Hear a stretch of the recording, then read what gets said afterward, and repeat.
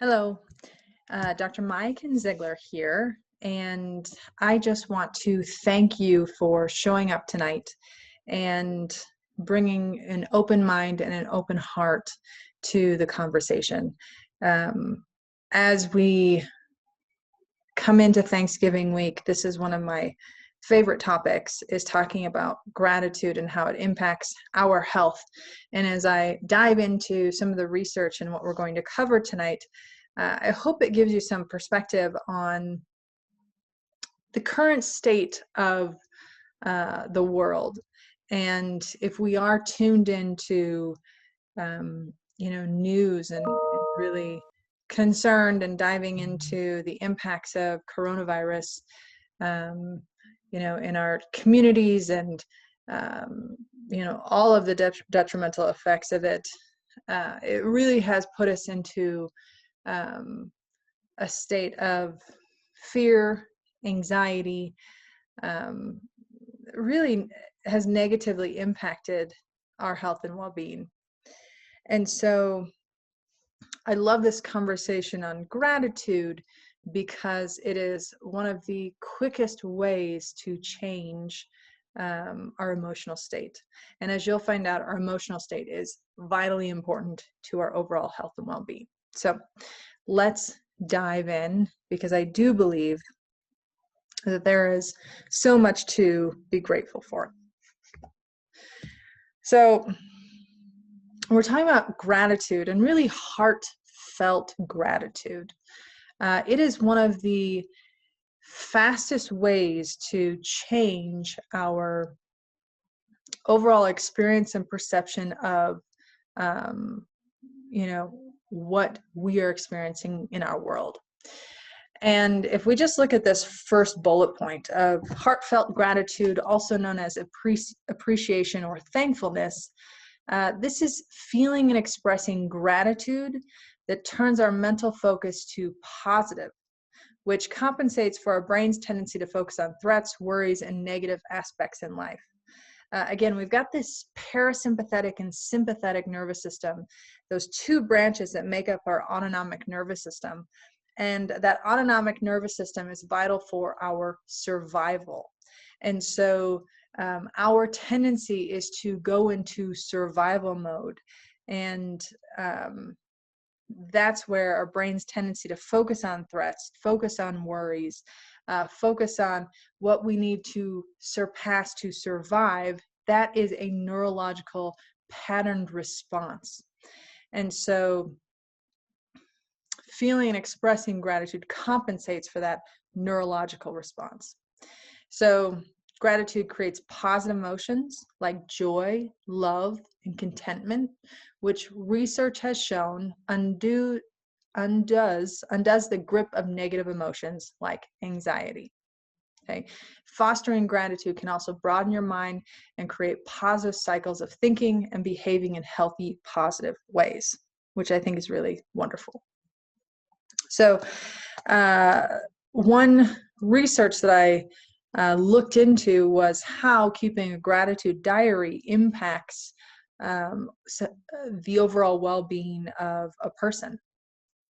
And they found with keeping a gratitude diary on a daily basis compared to a control who kept no diary, these people had more positive view in their lives. They reported more positive moods, less negative moods, reported greater satisfaction with their lives, and experienced improved sleep in both the amount of sleep and the quality of sleep that they had, which are really great health impacts when you're looking at experiencing an overall better positive mood and experience, greater satisfaction in life, just by writing down what you are grateful for. I believe it was 5 minutes of journaling. I'll have to look that up though. Again, the most immediate way to change your perception of reality or get out of a negative or a stress state, neurological state, is to go into heartfelt gratitude, appreciation, thankfulness. So even if you're spending 2 minutes a day in gratitude and journaling, writing those down, that's going to have a wonderful impact. So I'm going to reference the HeartMath Institute. They're really doing some profound research with emotions and how it impacts our heart. And we'll dive into that in just a second here. But a study of psychoneuroimmunology, so psycho looking at our mental, emotional, psychological state and its impact on our nervous system and our immune system. They show repeatedly that heart-focused, sincere, positive feeling states boost your immune system. And get this, negative emotions may suppress your immune system and immune response for up to 6 hours following that negative emotional experience. 6 hours. So let's just take a step back here. Again, I mentioned pandemic, coronavirus, the negative aspects of life that we are plugged into right now. How important is our immune system?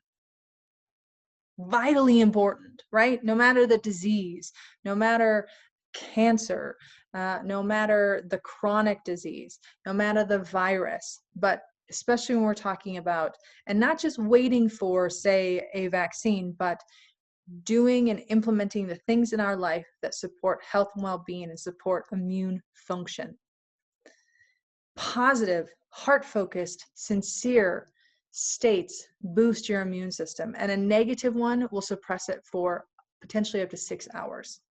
So if you are constantly bombarded with a negative experience, how is that influencing your immune system over time, right?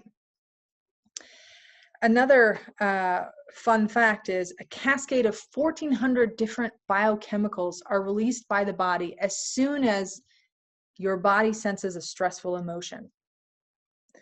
And it goes on to discuss in these negative emotions keep your system bathed in stress hormones, which speeds up your biochemical aging clock, drains emotional buoyancy, and your physical vitality. So it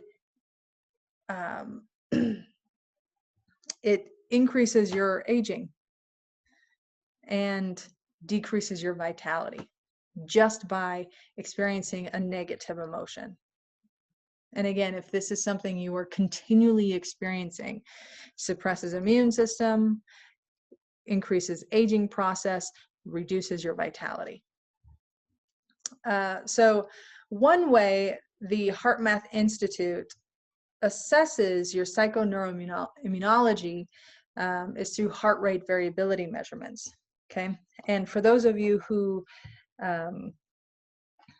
you know, are in my practice and are continually assessed and evaluated in terms of your vitality and health, we do and use the core score, right? And a part of the core score is that heart rate variability. If you remember, we charted the heart rate variability. There's the 3 components of heart rate variability, your neuromuscular response, and then the thermal response, or the nerves that go to your blood vessels, organs, glands. That's how we evaluated the function of your immune system. Well, HeartMath really evaluates heart rate variability. And why is that important? Because heart rate variability is a measurement of adaptability, your resiliency, and your behavioral flexibility to stress and environmental demands. Okay. And so when we break down what heart rate variability is that there should be variability within your heart rate. It shouldn't be like that metronome where it's a consistent heart rate.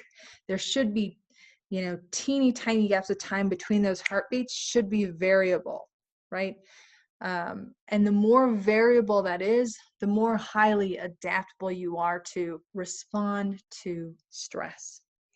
And so let me just share a few things with you because this is fascinating. So we used to think, and I think a lot of people still do think, that the brain is sending messages to the heart.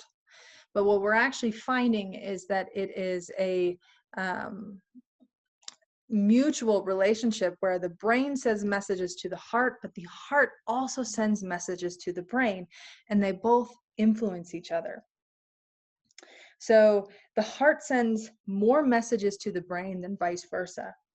And it has a significant impact on brain function, influencing emotional processing and influencing your higher cognitive faculties. So your ability to be attentive, perceive your surroundings, your memory, and problem solving. So your heart continually responds to your brain, and your brain continually responds to your heart. So during stress and negative emotions, this can cause erratic and disordered heart rhythms. And this impacts the brain and inhibits those higher cognitive functions.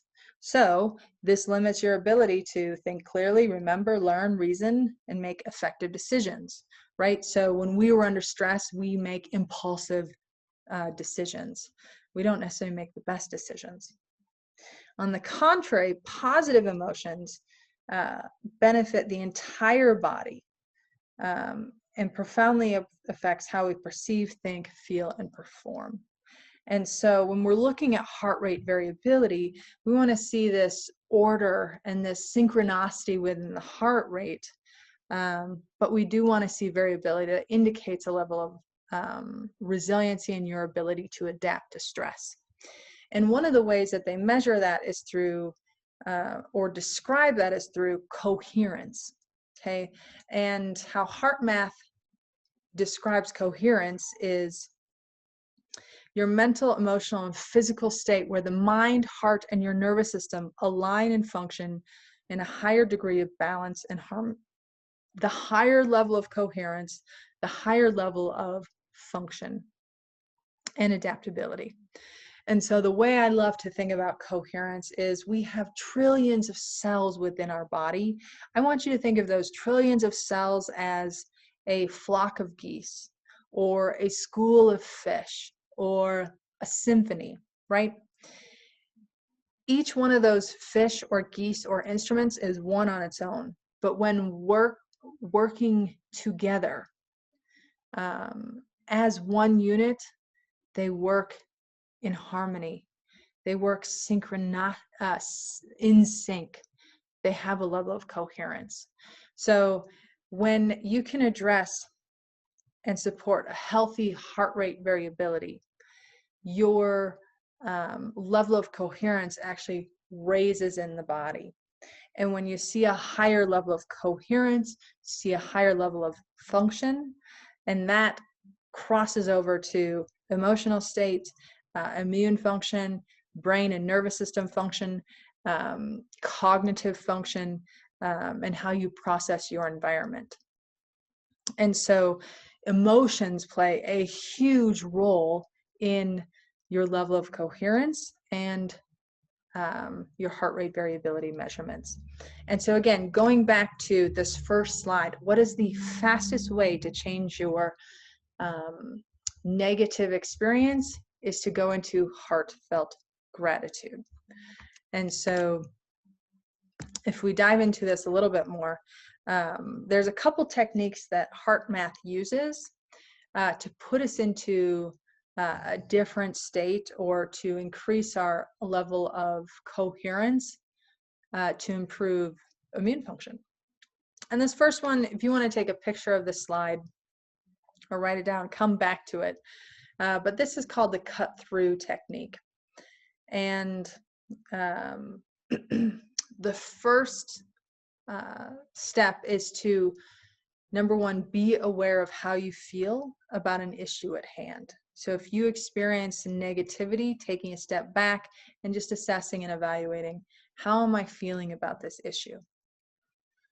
And once you have that awareness, you're going to breathe a positive feeling or attitude. And it goes into saying, be objective, as if the issue or problem is someone else's, right? So remove yourself and your emotions that you've attached to that situation, remove yourself from that. Rest peacefully in this neutral state, allowing your heart intelligence new perspectives and possibilities. Soak and relax all resistances and disturbing or perplexing feelings in your heart's compassion. and ask for guidance, then be patient and receptive while awaiting an answer from your heart. And find something or someone to genuinely appreciate. So this cut-through technique, while I think can be really wonderful and valuable, especially if it's something that continues to show up in your life and be more deep-seated, I think this is really valuable. A quicker way to address your heart coherence is through a meditation. And I've got it pulled up on YouTube. This is about 2 minutes. And I want you to, we're going to listen into it, but I want you to engage with me here and participate. Share computer sound. Let's see. We want to be here. 3 minutes. So here we go. Technique. It's the simplest of all HeartMath techniques, but it's very fundamental to many of the other techniques we teach. It's something we can do anytime, anywhere.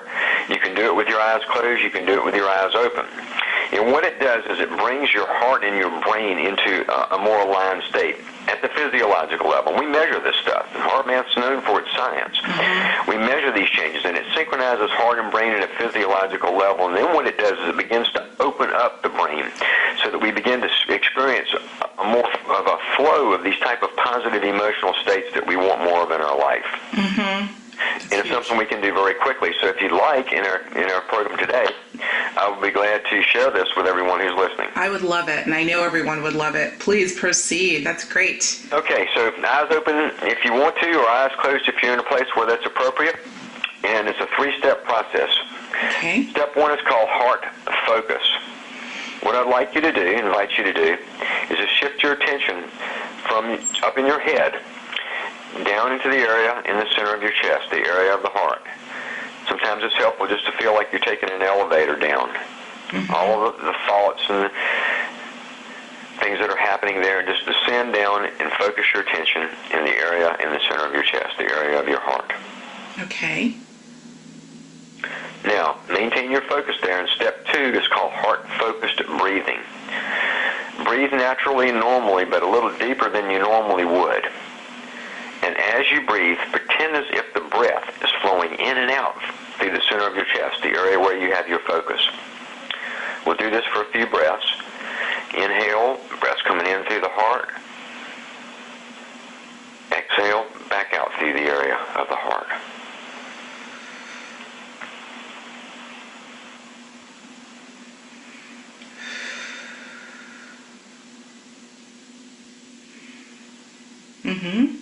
Now, the 3rd step is called heart feeling. Maintain your heart focus and continue doing that heart focused breathing. And now I'd like you to activate a positive emotion. Perhaps just remember a time when you felt good inside. Some things that are helpful, or maybe to feel appreciation for the good things in your life, things that you have that you really can appreciate. Or maybe you can feel some of the love or care you have for someone or something in your life.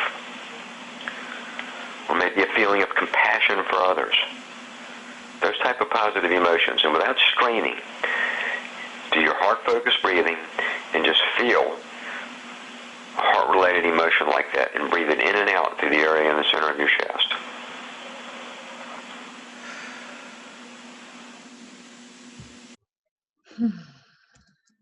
Wasn't that beautiful?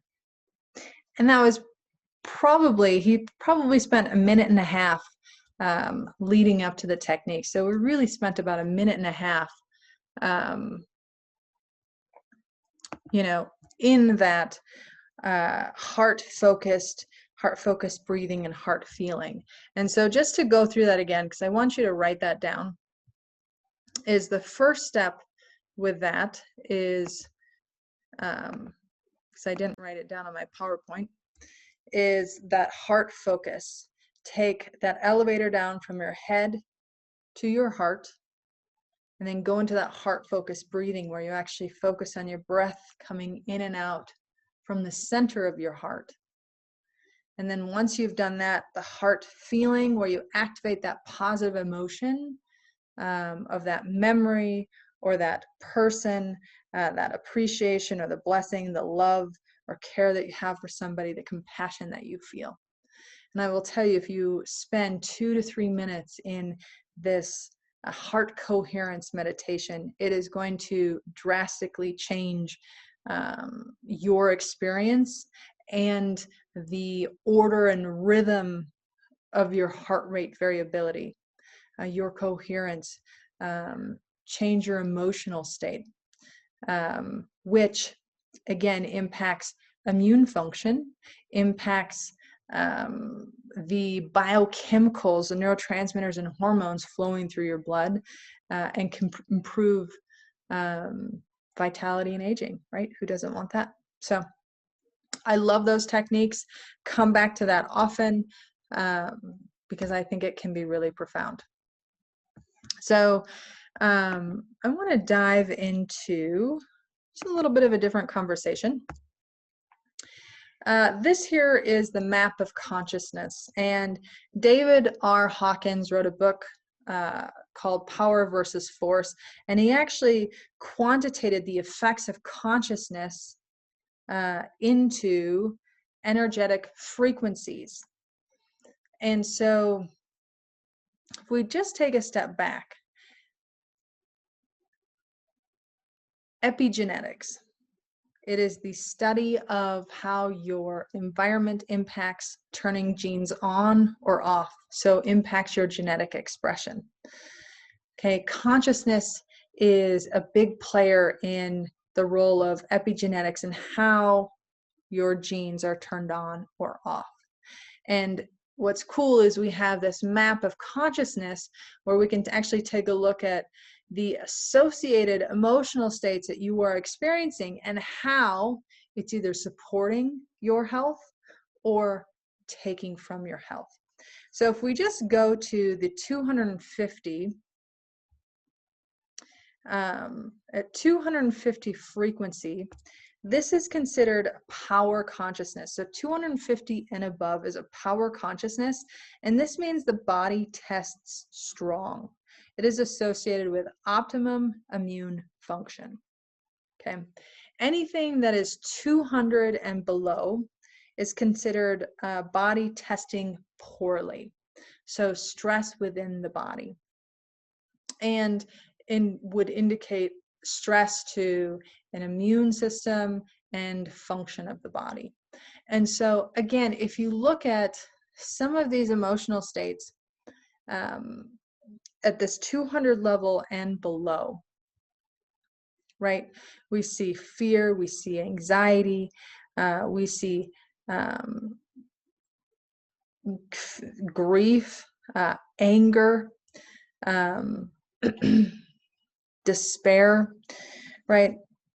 Again, look at what's going on around us. Look at what's the current state of events are and the pandemic and how it has impacted our emotional levels and how those emotional levels correspond with a power consciousness or a force or emergency consciousness where it's impacting our ability to perceive, perform,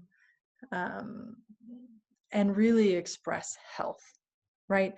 We know that, again, going back to just some of the conversations we've had at the start of this presentation, that, negative emotions impact and suppress our immune system for potentially up to 6 hours. We have cascades of biochemicals that flood our blood and our system with negative emotions, and how that can increase aging and reduce our vitality. And so if we are constantly exposing ourselves to these types of emotional states by just turning on the TV and plugging in every night for 30 minutes, a couple hours, whatever that may be, that is impacting your consciousness. That is impacting your immune system and function. That's impacting your vitality. And ultimately, it's impacting the genes that you turn on or off based on epigenetics. So this is really a bigger conversation here, where not only are we talking about using gratitude as a way to shift your emotional state immediately, but also we're looking at bigger picture here with your genetic expression. And so again, love Thanksgiving. I love this week. This is a time where we connect with our family and we are grateful and in a state of Thanksgiving to be in connection and to just enjoy the blessings in life. And we've been told that that is not what we should do this year, right? We should not be in fellowship, in community together because of the virus. And so we've already got some things working against us in terms of our ability to connect and be together and be in gratitude. So we've really got to be intentional with the tools that we put into our routine and in our daily life, whether it's a gratitude journal, whether it's shutting off the TV, whatever it is we choose to do, because it has significant impacts on our health and well-being. So I want to end with this, because I think we are getting to about 30 minutes here, and I value your time. This is from Louise Hay, and here's another way to introduce gratitude into your world. But this is an excerpt from Louise Hay's book, Gratitude, A Way of Life. And I'm just going to read it and see what, as you hear some of what Louise shares, maybe it will inspire you to do the same. So, gratitude brings more to be grateful about. It increases your abundant life. Lack of gratitude or complaining brings little to rejoice about. Complainers always find that they have little good in their life, or they do not enjoy what they have. The universe always gives us what we believe we deserve. For quite some time now, I've been accepting every compliment and every present with, I accept with joy and pleasure and gratitude. And I have learned that the universe loves this expression, and I constantly get the most wonderful presents. When I awaken in the morning, the first thing I do before I even open my eyes is to thank my bed for a good night's sleep. I am grateful for the warmth and comfort it has given me. From the beginning, it is easy to think of many, many more things I am grateful for. By the time I am out of bed, I have probably expressed gratitude for 80 or 100 different people, places, things, and experiences in my life. This is a great way to start the day. And isn't that beautiful? I mean, again, going back to her first sentence, gratitude brings more to be grateful about and increases our abundance in life, right? Where our focus goes, where our energy goes, that's where our energy flows. And so if we are focused on gratitude and the abundance of that gratitude in our life, guess what? That's what we will experience. And when we experience that, that is a level of coherence between the brain and the heart. And it supports immune function, vitality. It supports greater levels of consciousness, right? It's a domino effect. So my challenge to you, especially with it being 2020, is how can you find ways to be in a state of gratitude? Because it impacts so much of our world, starting here, which is truly amazing. I love Thanksgiving, and I love you. I am so grateful that you are on this journey with me. You are part of my community, that you choose to do the things that I am working on doing every day in my life. I'm working on being proactive with my health, and not just waiting for things to happen. I'm working on choosing the most right thing that will support my community, my connection, my experience. And I love to have people alongside me doing the same thing. So happy Thanksgiving. I am so in love and appreciative of you. And, you know, my challenge to you is, you know, gratitude diary, waking up, being in gratitude, shutting off the news. How can you create more abundance in your life by adding more heartfelt gratitude? So I believe in the office this week, we are writing cards to loved ones. And I think we're going to do that through the rest of November. So we've got really fun cards in the office. I hope you stop by, write a card, and we will stamp that and mail that for you, so you can bring joy to somebody in your life. So, all right, love and appreciate you, Dr. Miaken Zeigler, chiropractor at Zeigler Chiropractic, and I look forward to seeing you in the office.